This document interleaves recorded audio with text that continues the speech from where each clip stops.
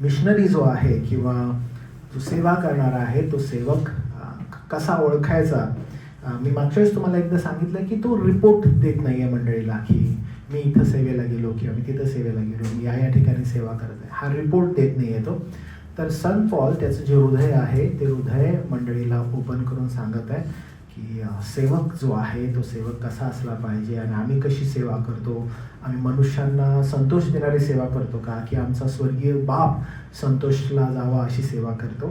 तर असा तो सगळा सांगत होता. आणि मग आपण मागच्याच वेळी की खरा जो संदेशवाहक आहे किंवा खरा जो सेवक आहे तो कसा ओळखायचा असं मागच्या वेळेस मी तुम्हाला एनकरेज केलं. आणि त्याच्यामध्ये मी तुम्हाला फोकस केला वारंवार की जो कोणी खोटा आहे तो मनुष्याला संतुष्ट करायला बघतो आणि जो खरा आहे तो खरा जो सेवक आहे तो वारंवार प्रभूचं गौरव करण्याचा प्रयत्न करतो आणि त्याची सेवा जी आहे ती प्रभूला मान्य आहे. आणि सेम याही ठिकाणी 5व्या वचनापासून तो जो मागचा मेसेज आहे 4 वचनापर्यंतचा, 5व्या वचनापासून सेम पॉल पुन्हा एकदा बोलायला सुरुवात करतो. आज मी तुम्हाला इथं शिकवणार आहे, पण त्याचबरोबर एक तुम्हाला उदाहरण मी देणार आहे जे फारच तुम्हा सगळ्यांना एकदम उत्तेजन देणारं ठरेल, कारण तो शास्त्र भाग आपण वारंवार वाचत असतो आणि त्याच्यावर मनन करत असतो. तर ते कसं आहे मी तुम्हाला समजावून सांगेन. पण त्याच्या अगोदर आपण इथं जाऊया आणि 5वं वचन जे आहे ते 5वं वचन पुन्हा आपल्याला काय बोलत आहे त्याच्याकडे लक्ष देऊया. तैसलोनिकरास पहिलं पत्र 2रा अध्याय आणि 5वं वचन समजून घेऊया आपण. तो पुन्हा तीच गोष्ट सांगत आहे जी त्यानं 3 आणि 4 वचनामध्ये सांगितली. तो असं म्हणतो, आम्ही आजारव भाषण करताना कधी आढळलं नाही. तर आजारव भाषण म्हणजे काय, की जे भाषण लोकांना खुश करणार आहे, ज्या भाषणामध्ये सत्य लपवून ठेवून स्वतःचा लोभ कसा बाहेर काढता येईल तो प्रयत्न करणार आहे. तर आजारव भाषण किंवा नेमकं याचा अर्थ काय आपल्याला सांगता येईल की सत्य लपवून ठेवणं आणि गोड बोलणं. तुम्हाला कळत आहे आजारव भाषण म्हणजे काय, की सत्य लपवून ठेवणं आणि वर गोड बोलणं. तर जर तुम्ही ही गोष्ट बघितली तर तुम्हाला आजच्या जगामध्ये कुणामध्ये ही गोष्ट सगळ्यात जास्त आढळते हो, सत्य लपवून ठेवणं आणि गोड बोलणं. अजून जगामध्ये पॉलिटिशियन्स. तुम्ही बघितलं पॉलिटिशियन्स मध्ये ते काय करतात, सत्य दडवून ठेवतात आणि गोड बोलतात.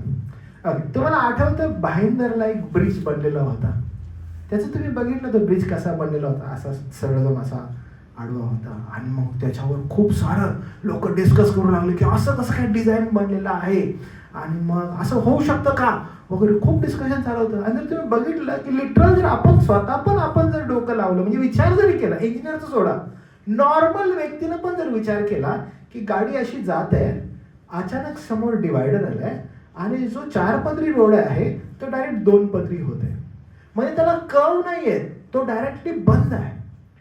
म्हणजे नॉर्मल आपण डोकं जरी लावलं तरी आपण काय म्हणतो की ते रॉंग डिझाईन आहे.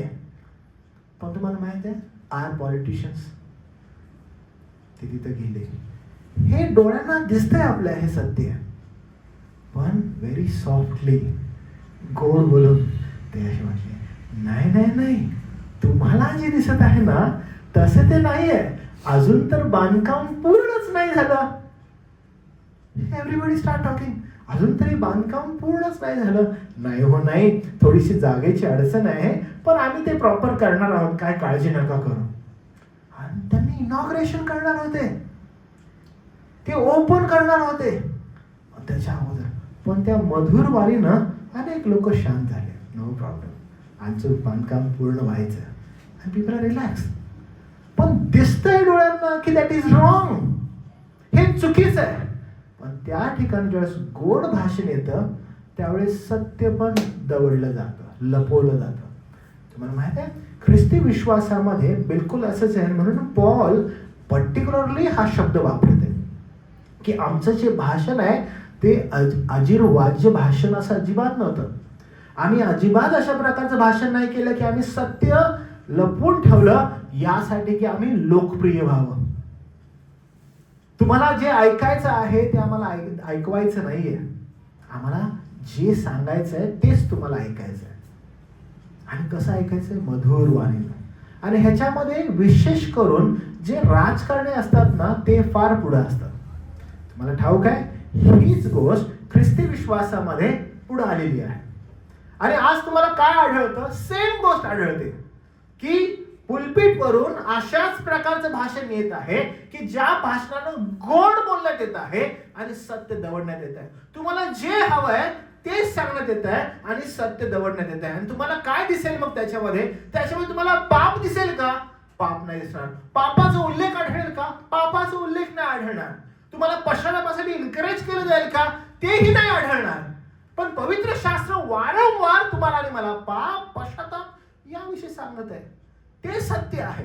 पण त्याला बाजूला सरून तुमच्या मनाला जे गरजेचं आहे ते कळवण्यात येत आहे.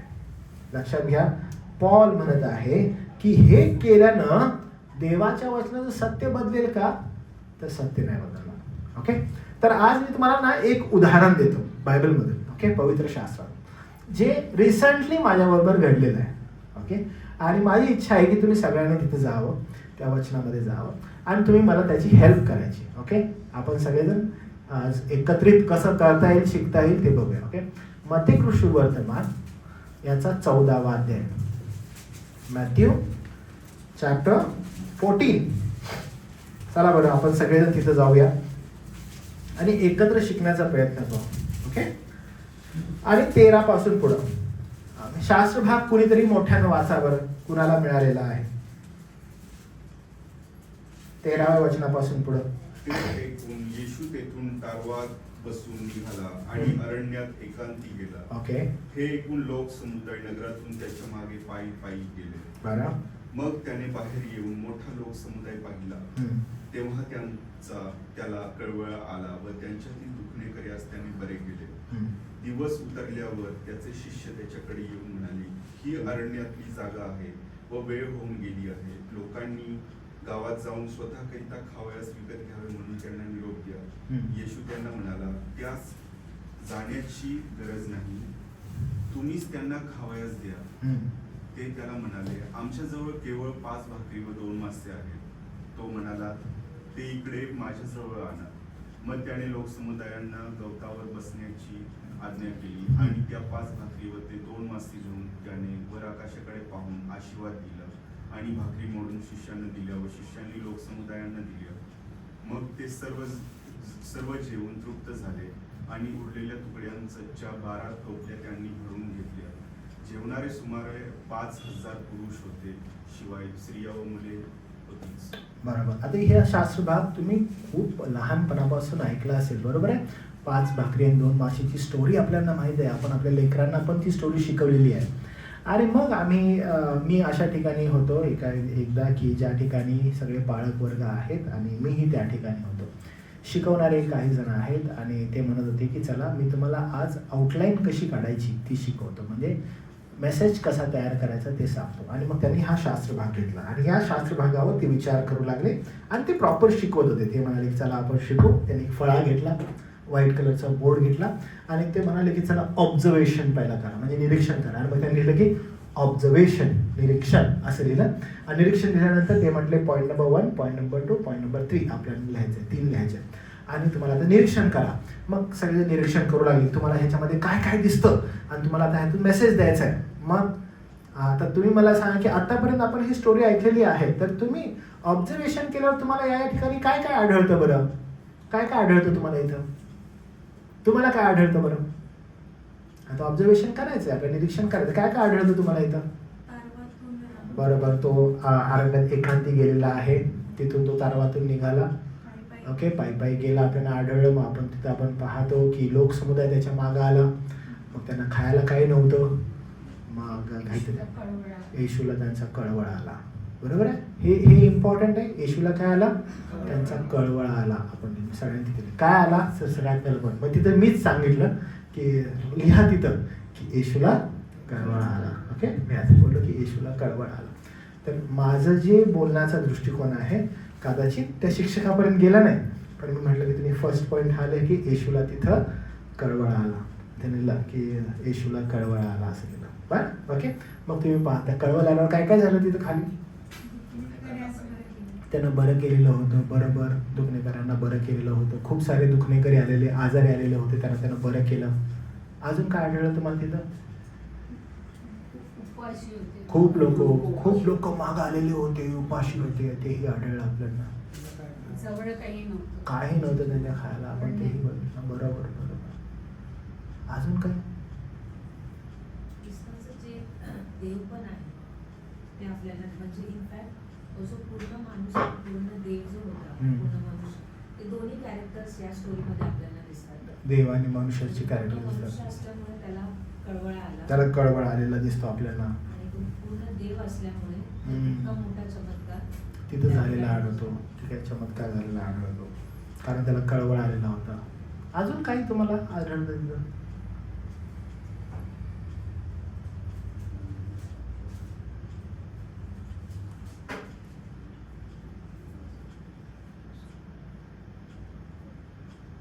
अच्छा, कुणाजवळ त्या भाकरी वगैरे आहेत काय आढळलं? लहान मुलाकडे. तिथं तुम्हाला दिसलं की कुणाकडे आहेत भाकरी त्या तिथं? लहान मुलाकडे. ओके, तिथं काय लिहिलेलं आहे त्याच्याबद्दल?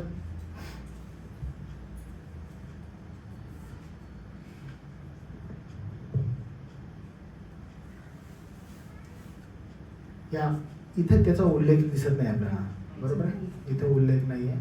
आणि 4 शुभवर्तमानामध्ये ही स्टोरी आहे. ओके, 4 शुभवर्तमान लहान बालका संदर्भात मला सांगतो लुकात लिहिलेलं आहे त्यानं, पण या ठिकाणी त्याचा उल्लेख नाही. पण त्यांनी म्हटलं की आमच्याकडे 5 भाकरी आहेत, 2 मासे आहेत असं म्हटलं. त्यांना गवतार बसवा असं म्हणतो आणि त्या ठिकाणी चमत्कार झाले. ओके, मला तुम्ही सांगा आता हे निरीक्षण झालं तर तुम्हाला आता अर्थ जर काढायचे, तिथं सगळे पाळक वर्ग बसलेले आहेत बरं का.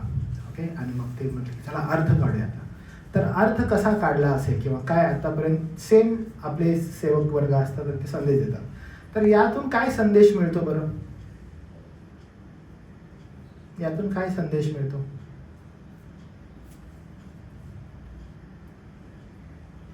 पाच भाकरी आणि 2 मासे या स्टोरीतून काय संदेश आपल्याला ऐकायला मिळतो किंवा काय ऐकलेलं आहे तुम्ही असं वाटतं तुम्हाला? सेम तिथं पण घडलेलं होतं, बाकीचं असं काय वेगळं नव्हतं. काय संदेश आहे बरं? आशीर्वाद. बरोबर, म्हणजे काय आढळतं त्या ठिकाणी? कारण सगळे तृप्त पण झाले बरोबर. आणि 5 म्हणजे 12 टोपल्या उरल्या. बरोबर, 12 टोपल्यात लोक तृप्त झाले ते आपण बघितलं. आणि मग आपण स्टोरीमध्ये पाहतो की त्यानं सॅक्रिफिशियल दिलं. त्या लेकरानं काय केलं? सॅक्रिफिशियल दिलं. त्याकडे जेवढं होतं तेवढं त्यानं काय केलं? ओके, तो आपला फोकस आहे, तेच आपण ऐकतो. आणि मग आपल्याला लागूकरण करण्यासाठी काय उत्तेजन देण्यात येतं की तुमच्याजवळ ही जर असेल, तुम्ही जर दिलं तर मग अनेकांसाठी ते काय होतं? आशीर्वाद होऊ शकतो, 12 टोपल्या उरू शकतात. आणि ते छानपैकी ते लिहू लागले. ओके, तुम्हाला कळालं? ते छानपैकी लिहित होते. आणि ना तो शिक्षक आहे तो माझ्याकडे बघत होता आणि मी त्याकडे असं बघत होतो. ओके, कंटिन्यू माझं लक्ष असं त्याकडे. आणि छानपैकी सगळेजण इन्व्हॉल्व झाले होते आणि लिहित होते आणि सगळे बोलत होते. आणि मी लिटरली त्यांच्याकडे असं स्टेअर करत होतो की ते काय बोलत आहे. मग त्यांना थोडंसं झालं, त्यांनी मला विचारलं की क्लेपा, why you are staring at me? असं का बघत आहेस माझ्याकडे? ते म्हटलं नाही, बघत नाही, मी जस्ट ऑब्झर्व करत आहे. तुम्ही जे लिहित आहात ते मी जस्ट ऑब्झर्व करत आहे, तुम्ही काय लिहितात. मग मी त्यांना असंच उलट प्रतिप्रश्न विचारला की एक्झॅक्टली या स्टोरीमध्ये हेच आहे असं तुम्हाला आढळतं? तर ते म्हटले हां, किती अद्भुत विश्वासाची स्टोरी आहे ही, किती अद्भुत विश्वासाची स्टोरी आहे. आणि म्हटलं हेच आहे नेमकं ह्याच्यामध्ये, अजून दुसरं काय नाही आहे? अजून काय आहे ह्याच्यामध्ये? अजून काहीच नाही. तर मग मी त्यांना थोडंसं सांगितलं की ह्याचा कॉन्टेक्स्ट तुम्ही बघितला का? ह्या संदेशाचा किंवा ह्या स्टोरीचा कॉन्टेक्स्ट कधी बघितलं का? आपण सदैव इकडं धावतो या स्टोरीकडे. ओके, तुम्हाला या स्टोरीमध्ये तुम्हाला पाप आढळलं? तुम्ही कधी इथे बघितलं पापाचा उल्लेख झाला? तुम्ही बघितलं पश्चातापाचा उल्लेख झाला या ठिकाणी? नाही. मग तुम्हाला असं वाटतं की हाच मेसेज आहे चर्चसाठी? नाही. मग त्या ठिकाणी येऊन आपण मंडळीला काय द्यायला लागलो? त्यांना आपण हे सांगत आहे की do as the child has dead. बरोबर आहे त्या मुलासाठी. मग ह्याच्यामध्ये गेन कोणाचं आहे माहिती आहे? जो बसणार आहे ना त्याचा पण आहे. मी जर असं केलं तर मग असं होऊ शकतं भाऊ. सेल्फ कॉन्सन्ट्रेट मेसेज आहे हा. यांना पापाचा उल्लेख आणि पापाची जाणीव तुम्ही करून देताय का? नाही देताय. तुम्ही प्रभू येशू ख्रिस्ताकडे पश्चातापासाठी लोकांना आमंत्रित करतात का? नाही करत आहात. आणि हाच संदेश आहे का ह्याचा? हा संदेश नाही ह्याचा. तुम्हाला माहिती आहे ह्याचं स्टार्ट कुठं होतं ह्या मेसेजचं? मी तुम्हाला सांगतो बघा. 11वा अध्याय. हा कितवा अध्याय आहे? 14वा अध्याय आहे. तर तुम्हाला कॉन्टेक्स्ट साठी कुठं जावं लागेल माहिती आहे? चॅप्टर 11. ओके. आणि तुम्हाला कुठे यायला लागेल माहिती आहे? चॅप्टर 15. म्हणजे 11व्या अध्यायापासून जी सुरुवात होते आणि 15व्या अध्यायापर्यंत तुम्हाला जावं लागेल आणि येशू ख्रिस्ताची प्रत्येक शिकवण बघावी लागेल. आणि तुम्हाला आठवतं मी एकदा तुम्हाला शिकवलेलं होतं बघा हे की जर एखादी कुठली गोष्ट प्रभू येशू ख्रिस्तानं या ठिकाणी नमूद केली आहे. लक्षात घ्या 3.5 वर्षाचा कालखंड आहे. त्या 3.5 वर्षाच्या कालखंडामध्ये त्याच्या सेवेमध्ये जेव्हा आपण वाचतो शुभवर्तमानामध्ये तुम्हाला फक्त छोटासा भाग दिसतो. Not everything is included over here.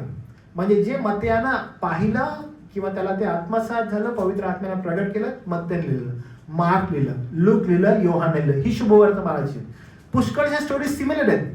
3.5 वर्षाचा कालखंड आहे तसा मांडलाय काय तर नाही. मग जेवढ्या स्टोरीज किंवा जेवढ्या गोष्टी या ठिकाणी नमूद आहेत त्या गोष्टींना वजन आहे, त्या गोष्टींना वेट आहे, त्या काही महत्वपूर्ण उद्देशानं या ठिकाणी नमूद आहेत. सर्वच नाहीये पण ज्या आहेत त्याला काय आहे? कारण आहे. बरं, आता मी तुम्हाला 11वा अध्याय सांगितला तर तुम्हाला 11व्या अध्यायामध्ये असं काय आढळलं? मी तुम्हाला त्या ठिकाणी घेऊन गेलो, मग तुम्ही लगेच पट करून गेले 11व्या अध्यायामध्ये. तुम्हाला असं काय आढळलं मला त्या ठिकाणी सांगा 11व्या अध्यायामध्ये? की तुम्ही पट करून म्हटले की हो आमचे पाळक साहेब म्हणतात म्हणजे आम्हाला 11व्या अध्यायात जायला लागेल, तुम्ही लगेच गेले. बरं, काय आढळलं बरं तुम्हाला त्या ठिकाणी? बरं, अजून काय आढळलं तुम्हाला? विचार करा बरं. म्हणजे तो काय सांगत आहे? येशू ख्रिस्त काय बोलत आहे? बघा ते वचन थोडीशी अशी विचार करून पहा बरं काय त्या ठिकाणी लिहिलं आहे. ओके, कोण बोलत आहे? हे येशू ख्रिस्त बोलत आहे. बरोबर आहे, येशू ख्रिस्त बोलत आहे. कशाविषयी बोलत आहे? हा, तर पाप पश्चाताप ह्याच्याविषयी बोलायला लागलाय, शिक्षण द्यायला लागलाय. Okay, very good. तुम्ही ते हेडिंग्स वाचत आहात, तुम्ही ते काळे मथळे वाचत आहे. नाही, मी तुम्हाला म्हणते की वचनांकडे असे डोळे फिरवा, वचन पहा, त्याचं ते शिक्षण पहा, तो काय लिहित आहे बघा त्याच्यामध्ये.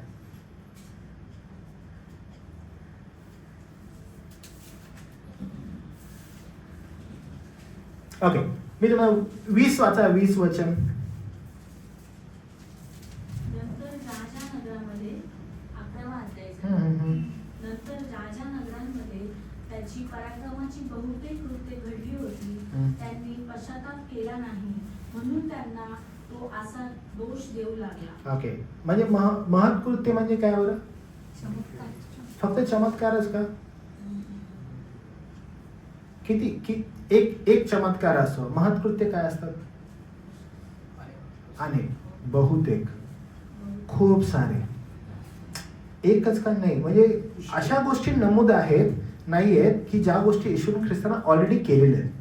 मग तो त्या नगरामध्ये म्हणजे समजा आता त्यानं चेंबूरमध्ये काही गोष्ट केलेली आहे येशूनं, मग तो इथून निघाला की चेंबूरमध्ये वडाळा, नंतर पुढे गेला, पुढे जाऊन मग डायरेक्ट विटीपर्यंत गेला, चाला लागला विटीपर्यंत गेला, विटीवरून असं गेला, मग तिकडे गेला साऊथ मुंबईमध्ये, मग बँड्रा, तसं गेला, असं फिरत फिरत फिरत फिरत फिरत परत धारावीमध्ये आला, धारावीमधून असा परत आला सायन कोलीवाडा, असं चालत चालत चालत परत चेंबूर तिलकनगरमध्ये आला. ओके, इकडं सर्व जेवढं फिरलेलं आहे पराक्रमाची बहुतेक कृत्य त्यानं केलेली आहेत.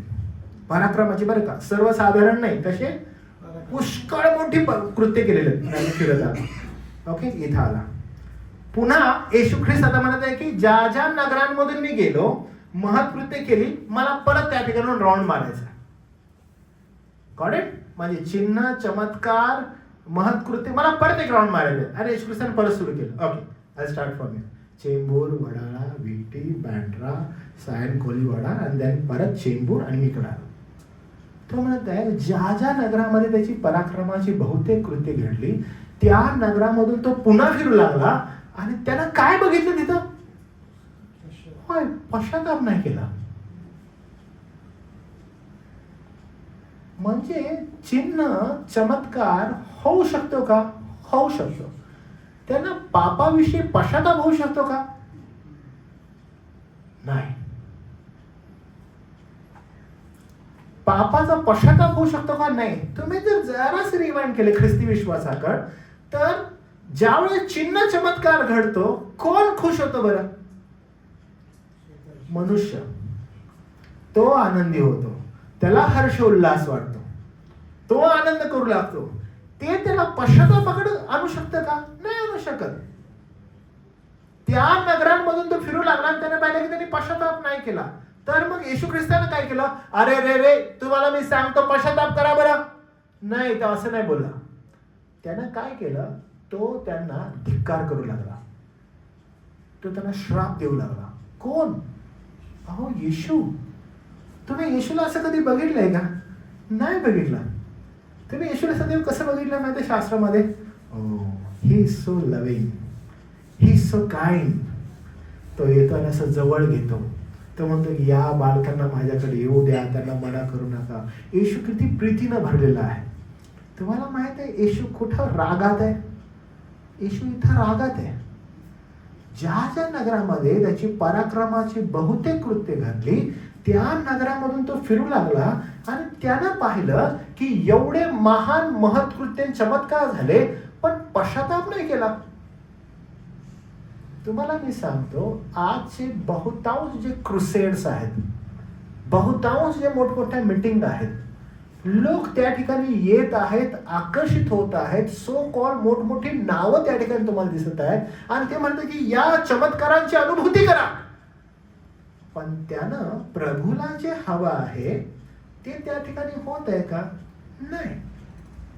आणि मग त्या ठिकाणी प्रभू म्हणत आहे की हे बेथसेदा, तुला धिक्कार असो. हे कफरनहूमा, तुला धिक्कार असो. तुम्हामध्ये जी पराक्रमाची कृत्य घडली आहेत, ती जर सोर आणि सिदोन मध्ये घडली असती तर त्यांनी गोंताट नेसून पश्चाताप केला असता. काय म्हणता येतो? म्हणजे जुना करार आठवलं तुम्हाला? गोंताट नेसणं आणि पश्चाताप करणं. तो म्हणतो जी पराक्रमाची कृत्य तुमच्यामध्ये घडली होती, ती जर सोर आणि सिदोन मध्ये घडली असती. तुम्हाला आठवतं सोर आणि सिदोन मध्ये काय झालेलं? कसा न्याय झालेला होता? डायरेक्टली गंधक, अग्नी पडलेला. बोलते तसा अग्नी तुमच्यावर पडेल. तो म्हणतो न्यायाच्या दिवशी त्यांना सोपं जाईल. तो काय म्हणत आहे त्यांना? न्यायाच्या दिवशी त्यांना सोपं जाईल. किती अवघड आहे बघा.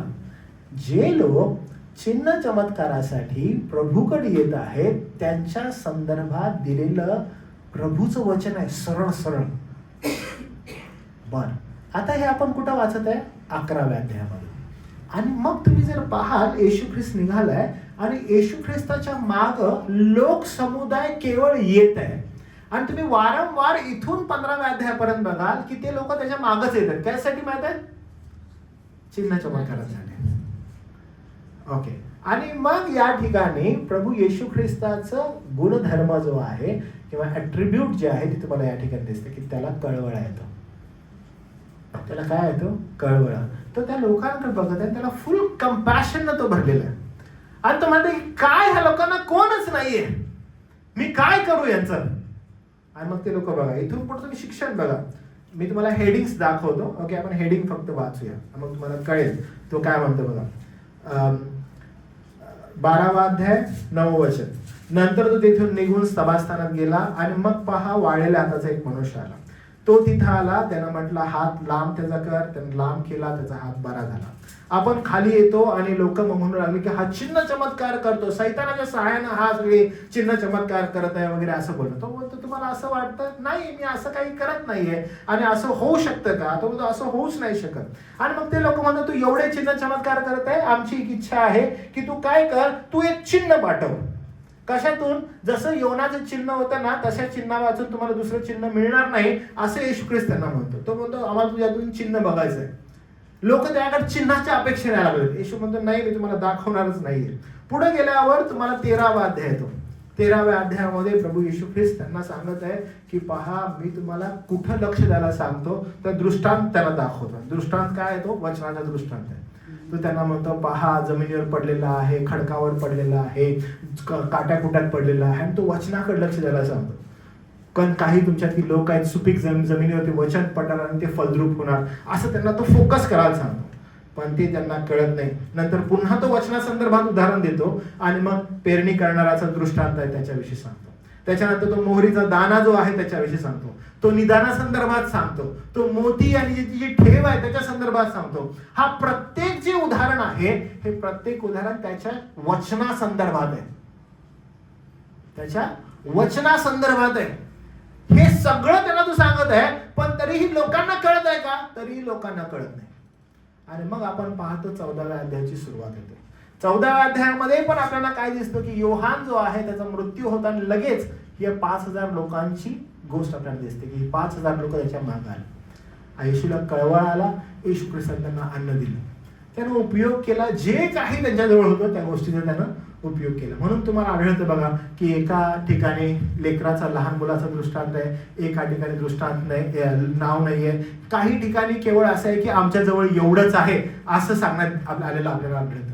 पण महत्वपूर्ण काय आहे की त्या ठिकाणी प्रभूला कळवळाला त्याचं जे दैवत्व आहे ते त्या ठिकाणी प्रगट होत आहे. आणि मग आपण पाहतो की फार अद्भुत रीतीनं प्रभूनं त्या ठिकाणी त्या 5 भाकरी आणि 2 माशाचा उपयोग एवढ्या लोकांसाठी केला.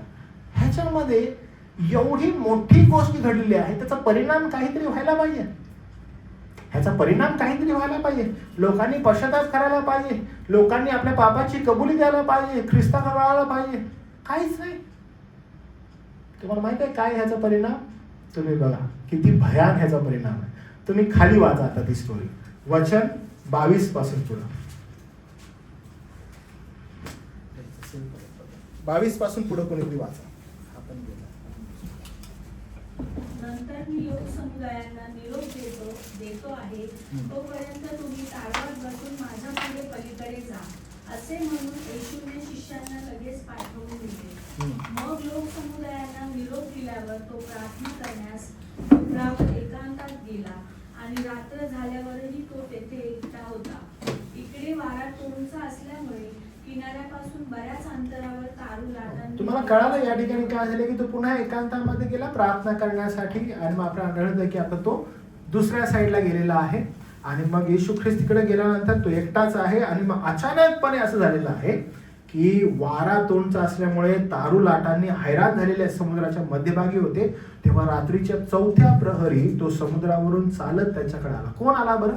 येशू ख्रिस्त. ओके, आता मला तुम्ही सांगा की आताच त्यानं 5000 लोकांना भोजन दिलं. त्यानं वचनाचं शिक्षण, अध्याय 13 जो आहे तो पूर्णपणे वचनावर फोकस केलेला आहे. त्याच्या वचनाशी कसं कंपॅरिझन आहे. पण ते समजत आहे का लोकांना देतात? काहीच नाही. हमको लेना देना नाही भाई, हमको क्या चाहिए? खाना चाहिए. तू बघा आता वाढेला त्याचं मनुष्य बरं केलंयस, आम्ही चिन्ह चमत्कार ऐकलेले आहेत, आम्हाला अजून चिन्ह दाखव तू. लोकांचं फोकस केवळ तिकडे आहे. आणि येशू ख्रिस्त म्हणत आहे की त्यांना काय नाही होणार आहे. अरे 5000 लोक आता जेवलेले आहेत, काय नाही घडत आहे.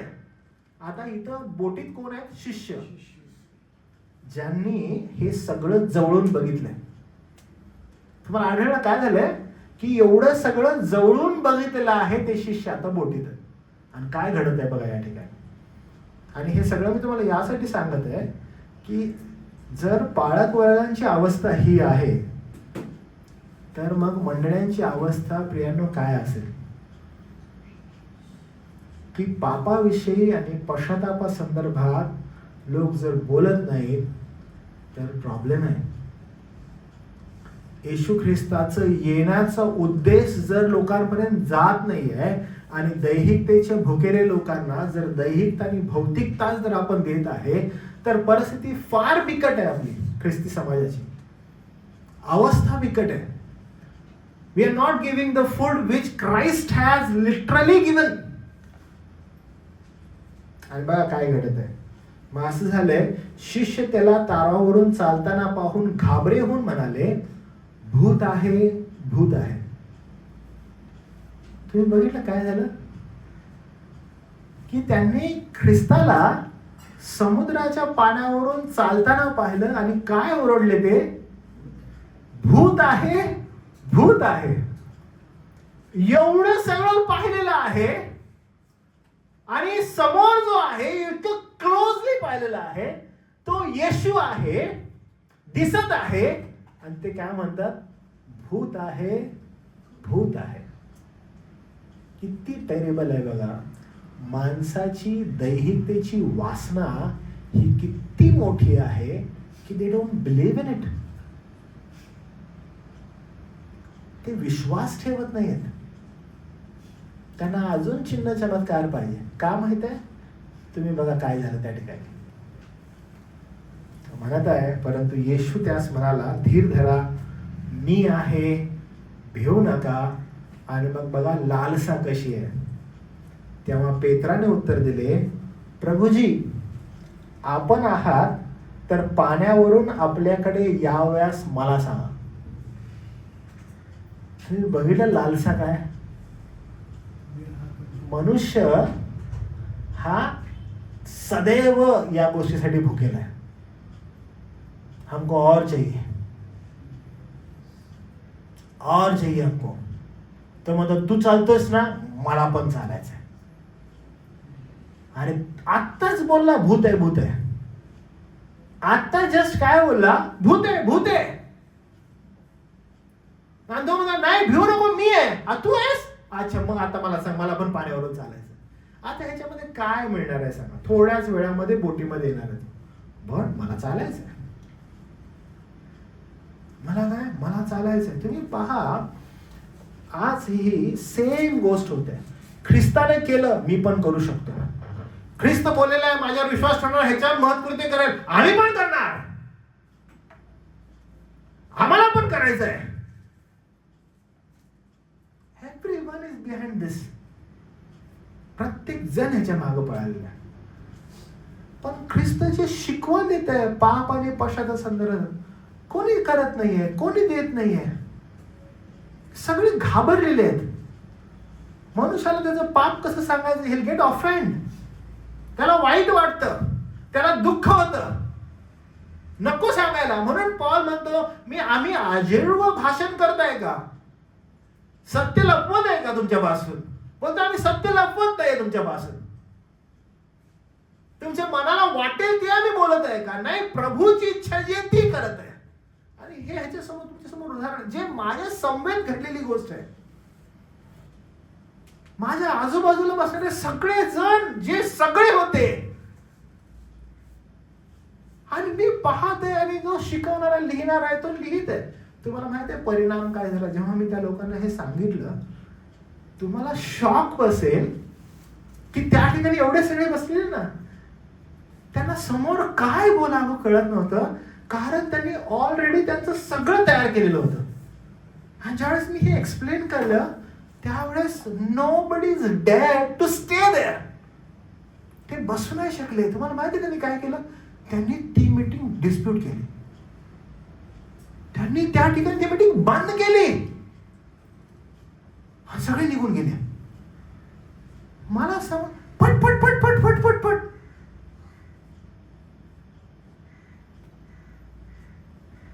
किती वाईट आहे, किती भयान आहे की असं सत्य आहे.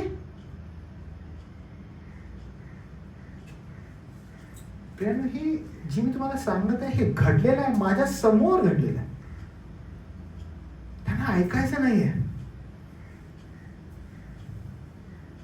तुम्ही बघा त्या ठिकाणी पुन्हा काय घडलेलं आहे. त्याने म्हटले, ये. तेव्हा पेत्र येशूकडे जाव्यास तारवातून उतरून पाण्यावर चालू लागला. परंतु वारा पाहून तो भ्याला आणि बुडू लागला असता ओरडून बोलला, प्रभूजी मला वाचवा. ही जी स्टोरी आहे ना, ह्याच्यामध्ये तुम्ही काय ऐकलं असेल मी तुम्हाला सांग. तुम्ही असं ऐकलं असेल, प्रभू म्हटला ये, आणि तो पाण्यावरून चालू लागला. पेत्र पाण्यावरून चालत आहे, तुम्ही पण पाण्यावरून चालाल. अहो, येशूवर त्यानं विश्वास ठेवला, तो चालू लागला पाण्यावर. येशू सांगती, पेत्र पाण्यावर चालत होता, तुम्हीही चालाल. अरे बापरे. मग त्याची नजर जी आहे तिकडे तिकडे गेली. तुम्ही इकडे तिकडे पाहू नका, तुम्ही अविश्वासाकडे पाहू नका, तुम्ही येशूवर नजर ठेवा, तुम्ही पण पाण्यावरून चाला. अरे, आपण फुल फुगतोय, आपल्याला एकदम भारी वाटायला लागल्या. आणि दिस इज द टॅक्टिक्स की तुम्हाला भुलवून ठेवायचंय. सत्य आणायचंच नाहीये ते काय. मला तुम्ही सांगा, त्या सोवरीन देव आहे, तो सार्वभौम देव आहे, त्याला ठाऊक नाही की हा आल्यावर हे मूर्ख माणूस आहे, हे बुडणार आहे. त्याला ठाऊक नाही काय, त्याला ठाऊक आहे की ह्याला मी बोलणार, हे ओरडणार, मी बुडतोय मला वाचव. त्याला ठाऊक आहे हे. म्हणजे आपल्या मराठी भाषेमध्ये असतं ना, आपण म्हणतो चोमडा आहे, चोमडा. प्रत्येक गोष्टीत बोलत असतो पेत्र. त्याला बोलायची खूप घाई असते. आपण प्रत्येकदा बघितलं पेत्र मध्ये बोलत असतो. इथं पण बोलतो मला यायचं आहे. हा ओरडणार की मला वाचवा, मला वाचवा. आणि प्रभू त्याला हात देणार. त्याला सगळं ठाऊक आहे. And still he does that. तुम्हाला माहिती आहे का, कारण प्रभूला दाखवायचं आहे की व्हॉट यू आर लिटरली. तू कोण आहेस, तू कोण आहेस. तू आत्ता मला भूत म्हटलंस आणि मग मलाच म्हणतोस तू आहेस तर मला यायला बोल. म्हणजे काय त्याला मिळणार होतं त्या पाण्यावर चालून. म्हणजे त्याला खूप भारी वाटायचं होतं, म्हणजे पाण्यावर चालत आहे. लिटरली माझी इच्छा आहे, मी स्वर्गात गेलो ना पेत्राला भेटणार आहे. तुझं काय होतं बाबा म्हणून, सदैव का असं करतोस तू. तुझ्या तू किती सुंदर आहे बघा. नंतर पेत्र आहे ना, त्याचं जे पत्र आपण वाचतो पेत्राचं, त्या पत्रामध्ये त्यानं सगळं स्वतःला मोकळं केलंय की तो कोण आहे, तो कसला आहे, तो सांगत आहे त्याची निवड कशी झाली, किंवा त्याची भाषणं प्रेषित त्याच्या कृत्यामध्ये, जेव्हा त्याला पुन्हा ती जाणीव होती की कोण तो आहे. त्याला सगळं समजलेलं आहे. आफ्टर दॅट तो कोंबडा ज्यावेळेस आरवतो, त्याच्यानंतर त्याचं झालं जे ट्रान्सफॉर्मेशन आहे ते इतकं वेगळं आहे, खूपच वेगळं झालेलं आहे. कोंबडा आरवण्या अगोदरचा आणि कोंबडा आरवण्यानंतरचा पेत्र फुल वेगळा आहे. आणि मग तुम्हाला या ठिकाणी दिसते की नेमका तो काय त्याच्या भावना आहेत. आणि मग या ठिकाणी येशू काय म्हणतो, वारा पाहून तो भ्याला बुडू लागला असता ओढून बोलला, प्रभूजी मला वाचवा. येशूने तक्षणी हात पुढे करून त्याला धरले, म्हटले, अरे अल्पविश्वासी, तू संशय का धरला. आपल्याला काय वाटतं माहितीये का, तो कशाविषयी बोलला. आपल्याला असं वाटतं की तो ना इकडं तिकडं बघितला वाऱ्याकडे आणि मग तो उडू लागला. नाही, हे त्याच्या अगोदर झालेलं आहे ऑलरेडी. जेव्हा तो भूतभूत म्हणतो हे ऑलरेडी झालेलं आहे त्याचं.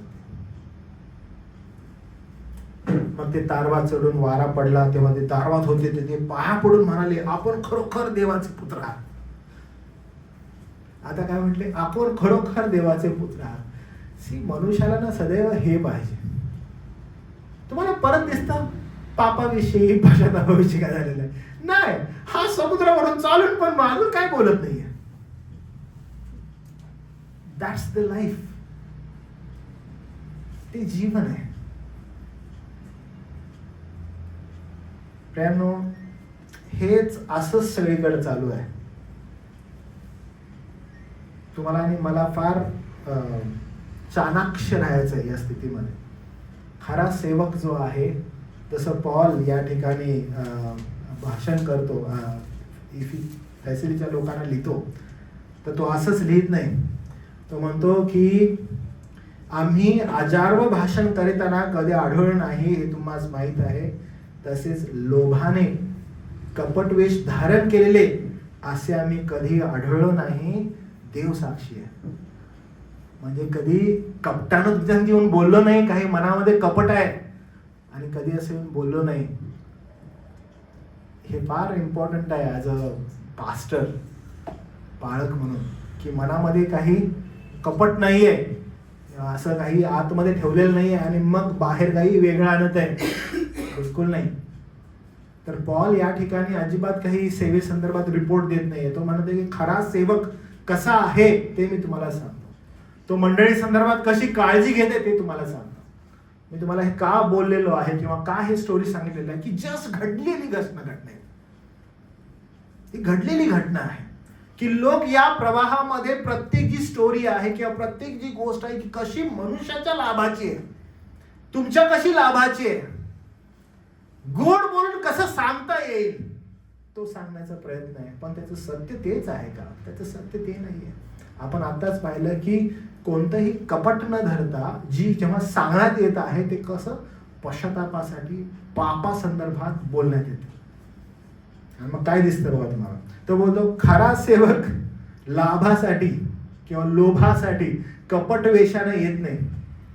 पॉल अजिबात जेव्हा हा ग्रीकमध्ये शब्द वापरत आहे ना की लोभासाठी, याचा अर्थ तो पैशा संदर्भात बोलत आहे बरं का, की तुमच्याकडून काही मला लाभ मिळावा, काही मला पैसा मिळावा अशी माझी इच्छा नाही, किंवा माझा वैयक्तिक फायदा काही व्हावा, इथून माझी प्रतिष्ठा काही व्हावी म्हणून मी हे बोलत नाही, काही पर्सनल गेन मला व्हावा म्हणून मी बोलत नाही. कारण जो खरा सेवा करतो ना तो कधीही लाभासाठी करत नाही, स्वलाभासाठी कधी करत नाही. खरा सेवक स्वलाभासाठी सेवा करत नाही. उदाहरणामध्ये मी तुम्हाला सांगतो की एखादा मेंढपाळ आहे, धनगर जो असतो ना, तो धनगराचा उद्देश जर केवळ तो मेंढरा पाळत असताना लोकर कातरणं एवढाच जर त्याचा उद्देश आहे ना, तो कधीही उत्तम मेंढपाळ होऊ शकत नाही. की माझा उद्देश केवळ लोकरच कातरणं आहे, हा जर त्याचा कॉन्सेप्ट आहे मेंढर पाळायच्या वेळेस, तर तो कधीही मेंढपाळ होऊ शकत नाही. त्याला माहिती आहे तो काय करणार, अंगावर आलेलं थोडंही लोकर तो पाहू शकणार नाही, तो त्याची कात्री फिरवणार, त्यानं त्याचं चमडंही जाऊ शकतं. असे अनेक लोक आहेत जे सेवा करत आहेत आणि त्यांचा उद्देश केवळ मेंढरांपासून लाभ घेणं एवढाच उरलेला आहे. आणि पॉल त्या संदर्भात बोलत आहे की कोणत्याही प्रकारचा कपट आणि लोभ माझ्यामध्ये नाहीये सेवा करताना. खरा सेवक तुम्हाला ओळखायचा आहे तर ती घटना तुम्हाला समजणं फार आवश्यक आहे.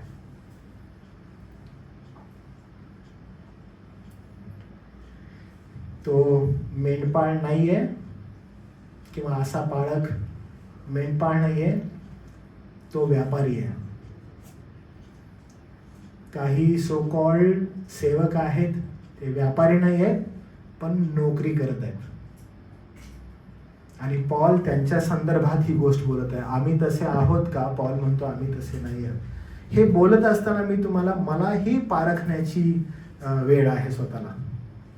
मलाही पारखणं स्वतःला गरजेचं आहे की am I in that situation, मी तसाच आहे का, मी तशाच रीतीने विचार करत आहे का. कारण हे फार आवश्यक आहे. कारण तो देवाची जर सेवा करतो तर लोकांनी कौतुक व्हावं म्हणून करत आहे का, किंवा माझा फायदा व्हावा म्हणून करत आहे का. त्याचा उद्देश फक्त एकच असतो की देवाचं गौरव व्हावं. खरा सेवक एकच सेवा करत आहे, तो म्हणजे देवाचं गौरव व्हावं. कारण 6वं वचन बघा काय म्हणतात, आम्ही कुणाचे आहोत, आम्ही ख्रिस्ताचे प्रेषित असल्यामुळे जरी आमचे वजन पडण्यासारखे होते तरी मनुष्यापासून म्हणजे तुम्हापासून किंवा दुसऱ्यापासून गौरव मिळवण्याची खटपट करताना आम्ही आढळलो नाही. अहो आम्ही लिटरली प्रेषित, आम्ही स्वतःला असं प्रमोट करू शकतो, मग आमच्याकडे अधिकार आहे आणि आमचा आदर करा. आम्ही काय करावं, आमचा आदर करा असं आम्ही बोलू शकतो. पॉल म्हणतो आम्ही त्यासाठी आहोत का, आम्ही त्यासाठी पण नाहीये. फार गरजेचं आहे आपल्याला समजून. मी हे का करू, मला हे काय करायची गरज आहे, नाही. त्यासाठी आम्ही आहोत का, त्यासाठी आम्ही नाही आहोत. हो आमचे बाळासाहेब हे करतात, आमचे बाळासाहेब तेही करतात, आमच्या बाळासाहेबांना हे आवडत नाही, असं होऊ शकतं का, नाही होऊ शकत. रिसेंटली एका व्यक्तीला मी भेटलो आणि त्याचं लग्न झालेलं होतं आणि त्याने त्याच्या लग्नाची एक गोष्ट मला सांगितली की तो ज्या ठिकाणी राहतो त्या ठिकाणी त्याची जी पत्नी होती, तिच्या पत्नीचे जे पती आहेत त्यांना फक्त लग्नाचं लायसन होतं. आणि मग ते फार नावाजलेले पाळक असे त्या एरियाचे होते. एरिया म्हणजे त्या संपूर्ण सिटीचे नावाजलेले पाळक ते होते. आणि मग ते लग्नाची जशी डेट जवळ आली तर डेट जवळ आल्यानंतर तो जो मुलगा आहे तोही पाळक आहे आणि त्यानं त्याच्याच विश्वासातील एका पाळकांना सांगितलेलं की तुम्ही माझ्या लग्नामध्ये मेसेज द्याल असं म्हणून त्यांना रिक्वेस्ट केली. आणि मग तिचे जे पाळक आहे, जे प्रतिष्ठित पाळक त्या सिटीचे होते, ते लग्न लावणार होते आणि त्यांनी सांगितलं की लग्नाची रूपरेषा अशी असेल आणि लग्न होणार आहे वगैरे असं म्हणून. आणि अचानकपणे लग्नाच्या 1 दिवसा अगोदर त्या पाळकांचे जे सेक्रेटरी आहेत, म्हणजे त्यांचं प्रस्थ किती मोठं आहे बघा, त्या पाळकांचे जे सेक्रेटरी आहेत त्यांनी या नवऱ्या मुलाला कॉल केला आणि नवऱ्या मुलाला सांगितलं की उद्या लग्न आहे. तो म्हटलं हां कॉंग्रॅच्युलेशन्स, आम्ही पाळक, आमची पाळकीनबाई आणि सगळी जी कमिटी आहे ती आम्ही उद्या लग्नात येत आहोत आणि इतकं छान तो ऑरा तयार केला की ते येणार आहेत आणि मग पाळक साहेब जे आहेत ते पुलपीटवर जातील म्हणजे लग्न लावण्यासाठी. तर तिथं आम्हाला कोणीही दुसरा पाळक नको आहे, म्हणजे समोर केवळ आमचे पाळकच असतील. जर तुम्ही ॲग्री आहात देन उद्या आम्ही येऊ, नाहीतर आम्ही येणार नाही. तो म्हणत आहे मी फुल शॉक, कारण कसं शक्य आहे, मी ऑलरेडी सगळ्यांना सांगितलेलं आहे, मला फार कळतच नव्हतं कसं जावं. आणि जर मी अचानक तो जर व्यक्ती बदलला लग्न लावणारा तर मला दुसरा कोण भेटत नाही आहे. तो म्हणतो मी खूप द्विधा मनस्थितीत गेलो. मग त्यांच्यासमोर मी एक वेगळी अट ठेवली. तो म्हणतो मला कसं सुचलं माहीत नाही. तो म्हटलं तुमची हीच इच्छा आहे? ते बोलते हां, कारण आम्ही ज्यावेळेस आमचे पाळक साहेब ज्यावेळेस जातात त्यावेळेस ते एकटेच समोर असतात आणि त्यांची पत्नी समोर असते, बाकीचं दुसरं कोणच नको आहे. मग तुम्ही नवरा बायको समोर आणि हे दोघं समोर तुमचं लग्न लावणार, तिथून पाळक साहेबच मेसेज देणार, पाळकीणबाई त्यांच्या बाजूला असणार आणि मग तिथून आम्ही सगळेजण बाहेर जाणार. नवरा मुलगा जरा स्मार्ट होता. नवरा मुलगा एक म्हणाला ठीक आहे, तुम्ही कुठल्याही माझ्या पाळकाला समोर बोलवणार नाही? ते म्हटले नाही. तर तो म्हटलं माझी मग अट आहे का, जर तुम्हीच दोघं समोर थांबणार आहात नवरा बायको पाळक पाळकीत, म्हणतो मी आणि माझी पत्नी जी लग्न होणार आहेत आम्ही पण तिथं समोर येणार नाही, आम्ही पण आमच्या पाळकात सगळ्यांबरोबर बसणार. तुम्हाला माहिती आहे ते तसंच लग्न पार पडलं. नवरा मुलगा आणि पत्नी समोर नाही येत, only pastor and pastors wife. तुम्हाला माहिती आहे असं चालू आहे जग. तो आदर मान आणि सन्मान स्वतःहून स्वतःकडे खेचत आहेत. किती वाईट गोष्ट आहे, किती वाईट गोष्ट आहे. तुम्हाला असं वाटतं शास्त्र आपल्याला ते सांगतं? नाही सांगत आहे. तो म्हणतो मला किती वेदना झाल्या हे सगळं ऐकताना, हे करताना, हे पाहताना की सगळे खाली बसलेले आहेत आणि त्यांना ते पुलपीट हवंय, त्यांना ते मोठं पण हवंय. खूप वाईट आहे प्रियांनो. आणि तुम्हाला माहित आहे अशा लोकांना देव बनवण्यात आलेला आहे. पॉल या पत्रामध्ये जे काही सेवा कार्य आहे त्या सेवा कार्य कसं असावं या संदर्भात तो एक्सप्लेन करतो. जो देवाचा सेवक असतो तो केवळ एकच गोष्ट करतो, तो केवळ देवाचं गौरव करण्याचा त्याचा प्रयत्न असतो. तो काय म्हणतो बघा, 6 वचन, आम्ही ख्रिस्ताचे प्रेषित असल्यामुळे जरी आमचे वजन पाडण्यासारखे होते. तो म्हणतो आम्ही प्रेषित आहे आणि आमचं वजन पाडण्यासारखं होतं. आम्ही वजन पाडलं का? तर बोलतो आम्ही वजन पाडण्यासारखं होतं पण आम्ही ते पाडलं नाही. का बरं? मनुष्यापासून म्हणजे तुम्हापासून किंवा दुसऱ्यापासून गौरव मिळवण्याची खटपट करीताना आम्ही आढळलो नाही. की आम्ही गौरव आम्हाला मिळावा, आम्हाला मान सन्मान मिळावा ही आमची इच्छा नाहीये मनुष्याकडून. अशी खटपट आहे का? अशी खटपट नाहीये. आज जगामध्ये बहुतांश लोक जगापासून मनुष्यापासून गौरव मिळवण्याची खटपट करत आहेत. लोकांनी आमचं नाव घ्यावं अशी अपेक्षा करत आहेत. लोकांनी आम्हाला मान द्यावा, सन्मान द्यावा अशी अपेक्षा करत आहेत. खूप जास्त आणि मोठ्या प्रमाणात हे चालू आहे. तुम्हाला माहिती आहे खरा सेवक काय असतो? एक उदाहरण तो, खरा सेवक ना चंद्रासारखा असतो. चंद्रासारखा म्हणजे काय माहित आहे? त्याच्याकडे स्वतःचे ना अजिबात काही प्रकाश नसतो. स्वतःकडे त्याकडे अजिबात काही प्रकाश नाही. चंद्र काय करतो? चंद्र हा सूर्याचा प्रकाश घेतो आणि मग तो पडतो. खरा सेवक काळा कुट्टे, काहीच नाही, डाग आहे, डाग त्याच्यावर भरपूर मोठे मोठे. त्याच्याकडे स्वच्छ चांगलं असं काहीच नाही, तो घाण आहे, भ्रष्ट आहे तो. आणि त्याला ते माहित असायला पाहिजे की तो तसा आहे. There is only one way की तो इतरांना अंधारात प्रकाश देऊ शकतो आणि जेव्हा सूर्याचा प्रकाश त्याच्यावर चमकेल. जोपर्यंत देवाचा प्रकाश त्याच्यावर पडणार नाही तोपर्यंत तो मंडळीला प्रकाश देऊ शकत नाही. त्यानं हे स्वतःला समजून घ्यावं की तो काळा कुट्ट आणि डागानं भरलेला आहे, खड्ड्यांनी भरलेला आहे तो. हे त्यानं मान्य करायला पाहिजे. पण तुम्हाला आज असं आढळत नाही. तुम्हाला माहिती आहे काय नक्की होतं? संत पॉल काय करतो? तो म्हणतो की पहा आम्ही काय करतो. तो म्हणतो आम्ही तर आपल्या मुलाबाळांचे लालन पालन करणाऱ्या दाईसारखे आहोत. तुम्हामध्ये सौम्य वृत्तीने आम्ही होतो. तो स्वतःची तुलना दाई बरोबर करतो. फक्त सांभाळण्याचं काम आम्हाला सोपवलेलं आहे आणि आम्ही सांभाळण्याचं काम करत आहे, सौम्यतेने करत आहे. खरा सेवक जो आहे तो ख्रिस्ताकडे लक्ष वेधतो. आम्ही तसेच आहोत, आम्ही तुमच्याकडे आलो आणि दाईसारखं तुमच्यामध्ये काम करत आहोत. तो स्वतःला ना आम्ही तुमचे राजा आहोत, आम्ही तुमचे सरसेनापती आहोत, आम्हाला तुमच्यावर नेमलेलं आहे वगैरे असं नाही बोलत आहे. त्यामुळे तो दाईसारखे आम्ही आहोत आणि आम्ही दाईसारखे तुमच्यामध्ये येऊन सेवा करत आहोत. खरा सेवक जो आहे तो ऍब्सोल्युटली दाईसारखा आहे. त्याला तिथं ठेवलेला आहे, नेमलेला आहे. कारण का? त्याच्यामध्ये काही गोष्टी आहेत. काय आहेत बरं? त्याच्यामध्ये संयम आहे, त्याच्यामध्ये प्रीती आहे, त्याच्यामध्ये काळजी आहे, त्याच्यामध्ये संरक्षण आहे, त्याच्यामध्ये त्याग आहे. तशा प्रकारे तो सेवा करत आहे. जो खरा सेवक आहे त्याच्यामध्ये हे सर्व गुणवैशिष्ट्य तुम्हाला आढळते जे दाईमध्ये आढळतात.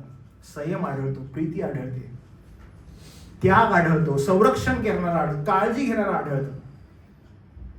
हे जेव्हा मी तुम्हाला बोलत आहे ना, माझी इच्छा आहे की तुम्ही मला पारखावं. काय आमच्या पाळकामध्ये हे सगळं आहे का? काय आम्हाला शिकवणारे हे जे पाळक आहेत त्यांच्यामध्ये ह्या गोष्टी आढळतात का? काय हा ज्यावेळेस पुलपिटवर जातो तेव्हा आम्हाला आमच्या पापाविषयी जाणीव करून देतो का? आम्हाला पश्चातापाविषयी सांगतो का? का ह्याचं गौरव स्वतःकडे घेत आहे की देवाला देत आहे? चाचपडणी तुम्हाला करणं फार गरजेचं आहे. जेव्हा तो संवाद साधतो त्यावेळेस त्याच्यामध्ये काळजी दिसते का? त्यामध्ये संयम दिसतो का? त्याच्यामध्ये आमचं संरक्षण दिसतं का? आम्हाला वाचवत आहे का ह्या जगापासून तो? कारण हे गरजेचं आहे. तर आपली अडचण आहे. 8वं वचन संत पौल काय म्हणतो बघा. संत पौल म्हणतो आम्हाला तुम्हाविषयी कळवळा वाटत आहे. कळकळ हा शब्द किंवा कळवळा हा शब्द फार मोठा आहे. जो सेवक असतो ना त्याला कळकळ असते, कळवळा असतो. ते ओरबाडून खात नाही. जे आहे ना ते ओरबाडून नाही घेत. They literally care for them. आता रिसेंटली पुण्यामध्ये एक मोठा पाळक आहे. त्यानं ना मर्सिडीज बेन्झ गाडी घेतली. ओके, मर्सिडीज बेन्झ गाडी घेतली. स्वतःच्या पैशांनी नाही बरं का, स्वतःच्या पैशांनी नाही. ते फार इम्पॉर्टंट आहे. मी आणि स्नेहल आम्ही दोघं जण ती रील बघत होतो. त्यांनी ती काढलेली रील होती आणि आम्ही दोघं बघत होतो. स्नेहल त्याने काय केलं, त्याने ते ह्याच्यावर गेला, नेटवर गेला, त्याने ती गाडी शोधली, त्या गाडीची कॉस्टिंग शोधली. एवढं म्हणजे काय, करोडच्या घरामध्ये असणारी गाडी कशी काय म्हणजे माणूस घेऊ शकतो? मला तरी पण म्हणतो कमी आहे, तरी पण त्याच्या उद्देशाने गाडीची कॉस्ट कमी आहे. नेमकं काय असेल बरं? इट्स नॉट अबाउट तो कुठं दुसरीकडे काम करत आहे किंवा त्याची पत्नी कुठं काम करत आहे. नाही, फार कठीण आहे. लोकांना हवं आहे ते ओरबाडून घेणं नाहीये. हे शिकवणं नाहीये की तुम्ही प्रभूला द्या, तो अजून तुम्हाला देईल. नाही, तुम्ही द्याच, जेवढं आहे तेवढं द्या. ते ओरबाडून नाही घेत आहे. त्याला काळजी आहे, त्याला कन्सर्न आहे. हे थेसलिकरास पत्र झालं तर माझी इच्छा आहे की ना आपण मंडळी म्हणून देण्यावर एक सिरीज शिकूया की how we need to give.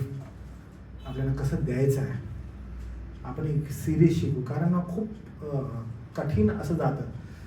कळवळा कधी असतो, देणं नेमकं कधी असतं, किती द्यायला पाहिजे, कसं द्यायला पाहिजे या संदर्भात. आणि आपण खूप जास्त कन्फ्यूज असतो की काय कळत नाही आपल्याला. तर हे कन्फ्युजन जे आहे हे दूर होणं गरजेचं आहे. वचनामधून जे शिकायला पाहिजे. जेव्हा थेसलिकरास पूर्ण होईल तेव्हा आपण बघू. पण पॉल म्हणत आहे की आम्हाला तुमच्याविषयी कळवळ आहे, काळजी आहे. अजून द्या आम्हाला, अजून द्या. ह्याच्यापेक्षा मनावर प्रेम करणारा, मनापासून प्रेम करणारा, कळवळ असणारा व्यक्ती असतो. त्याला आत्मिक काळजी असते. हे पर्टिक्युलरली पाळक जे असतात ना किंवा सेवक जे असतात, हे मी तुम्हाला यासाठी सांगते की पॉल हे बोलत आहे बरं का थेसलोनिकेच्या लोकांमध्ये. तर ते ना मंडळीकडे एक टास्क म्हणून बघतात. टास्क तुम्हाला काय टास्क म्हणजे मराठीमध्ये प्रकल्प प्रकल्प म्हणून बघतात की हा आमचा प्रकल्प आहे आणि ह्याच्यातून आम्हाला काय मिळकत हवी आणि ह्याला कसं रन करायचं आहे. आणि सध्याच्या सिच्युएशनला सगळीकडे असंच चालू आहे. मग तुम्हाला सांगा छोट्या नोट्या टाकायच्या नाहीत कोणी, छोट्या नोट्या नाही टाकायच्या लक्षात घ्या. लिटरली असं सांगण्यात येत आहे. प्रकल्प आहे तो. तुम्ही छोट्या टाका, देव तुम्हाला छोट्या देईल. धमक्या द्या. लिटरली असंच चालू आहे. पॉल तर म्हणत आहे मी तुम्हाला कुटुंब समजत आहे. पॉल थेसलोनिकेच्या लोकांना म्हणत आहे मी तुम्हाला कुटुंब समजत आहे. Care for you. मला कळवळ आहे तुमचा. तुम्ही विचार करा ना प्रियांनो, कुठला बाप आहे घरामध्ये जातो आणि पोराचा गळा पकडतो आणि म्हणतो मला एवढे पैसे दे, लक्षात ठेव. कसं पॉसिबल आहे? A real father will not do this. देव असं करू शकते? नाही करू शकत. का करेल तुमच्या संदर्भात? एक चांगला पाळक, एक योग्य पाळक कुटुंबामध्ये ज्यावेळेस तो आहे, तो असं कसं करू शकेल? नाही करू शकणार.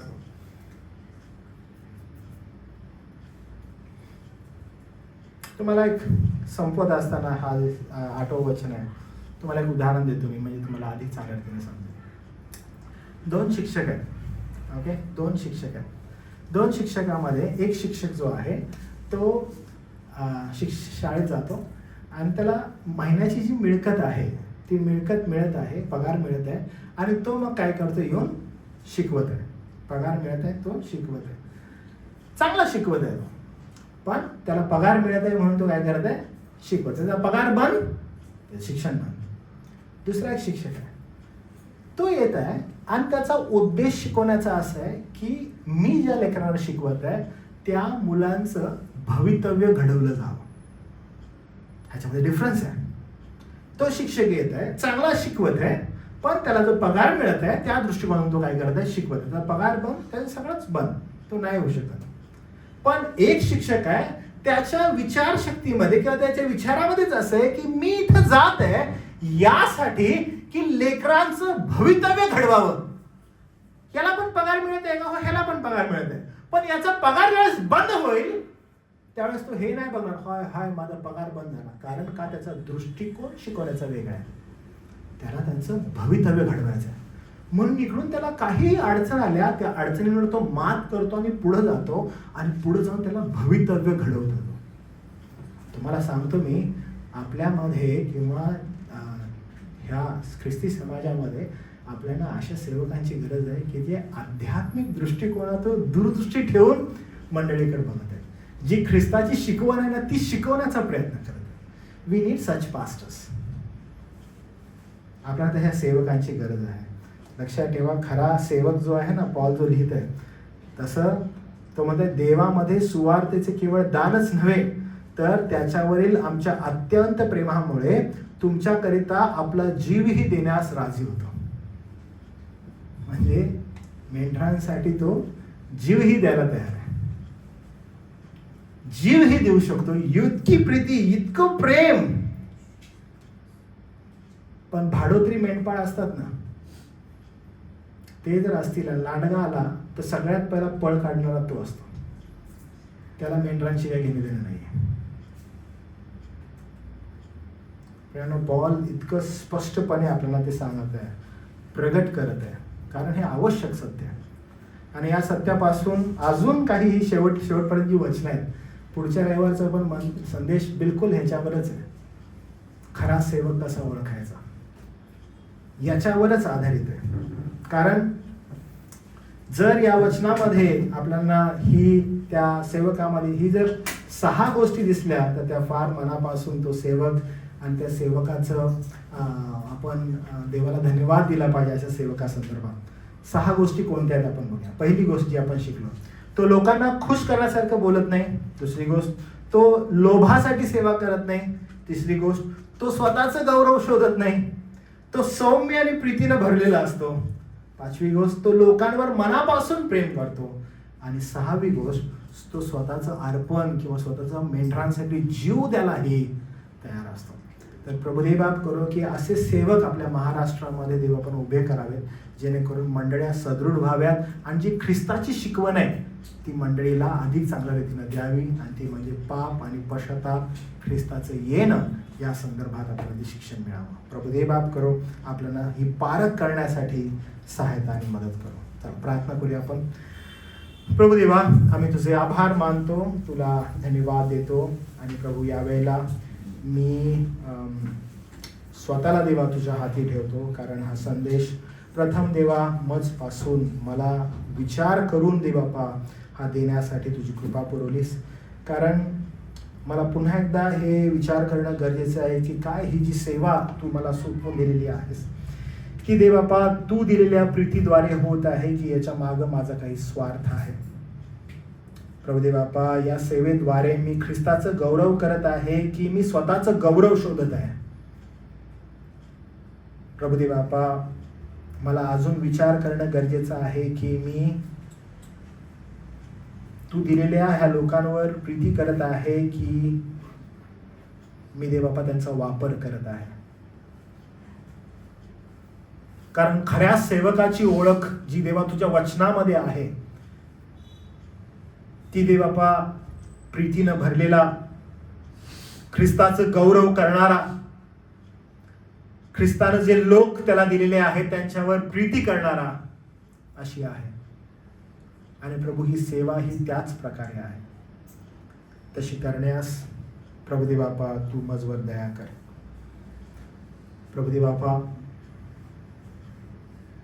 खरा सेवक लोकांकडून, मनुष्याकडून गौरव प्राप्त करून घेण्याचा प्रयत्न करत नाही, तर तो ख्रिस्ताचं गौरव करत असतो. खरा सेवक हा केवळ बोलत नाही, तर आपल्या जीवनामध्ये सुवार्ता उतरवतो. प्रभुदेवापा, तशा प्रकारची सेवा करण्यास तुझी कृपा पुरव. आजूबाजूला देवापा भयंकर रीतीनं अन्य सुवार्ता माजलेली आहे. लोक देवापा भौतिकतेकडे लोकांना आकर्षित करत आहेत. पेत्राप्रमाणे ख्रिस्तालाच प्रश्न विचारत आहेत की काय तू आहेस काय, तर हे करून दाखव. प्रभू, परिस्थिती फार वेगळी आहे. लोक लोभाने भरलेले आहेत. जीवनामध्ये घडत असलेली प्रत्येक गोष्ट, इनफॅक्ट देवापा हा श्वास जो तुझ्याकडून आहे त्याच्या पलीकडे लोकांना अपेक्षित आहे की त्यांना अजून काय हवंय. दया कर प्रभू, आणि तुझ्या सत्याप्रत लोकांना तू घेऊन ये. धन्यवाद देत केलेली प्रार्थना तारणारा प्रभू येशू ख्रिस्त याच्या नावात केली म्हणून देवा तू ऐक. आमेन.